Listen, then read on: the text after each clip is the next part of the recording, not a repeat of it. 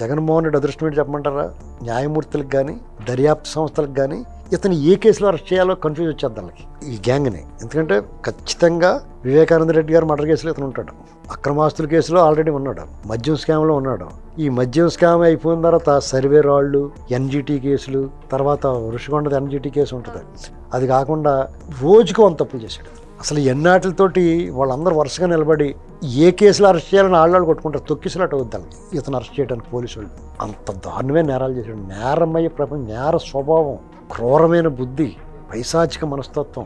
అసలు ఇటువంటి వ్యక్తిని రాజకీయాల్లో మనం భరించి అతను ముఖ్యమంత్రిని చేసామంటే తప్పు అతనిది కాదు, మందే తప్పు. అలా బాబాని చంపేయడని తెలిసి కూడా వీళ్ళు ఓట్లేసారు కదా, మరి అతను మారాలి. బోరు నమ్మిర్రా బాబు వీళ్ళు అని చెప్పి మారాలి. మారకుండా ఇంకా దారుణంగా వేధించాడు వీళ్ళు. సమాజంలో ప్రతి వర్గాన్ని కలికాడు. అయితే వాళ్ళు అందరూ కలిపి ఒకసారి ఇత్తాతలు పడేసారు, అది వేరే విషయం. కానీ ఇప్పుడు న్యాయస్థానాల్లో, దర్యాప్తు సంస్థలో ఇతను దండుపాళెం గ్యాంగ్ని, ఇప్పుడు అవినాష్ రెడ్డి కూడా సెకండ్ స్టెప్పే. ఇతని పైన ఇంకా వీళ్ళు ఉన్నారు, అంతఃపురం ఉంది, వాళ్ళని కూడా క్లోజ్ చేయాలి.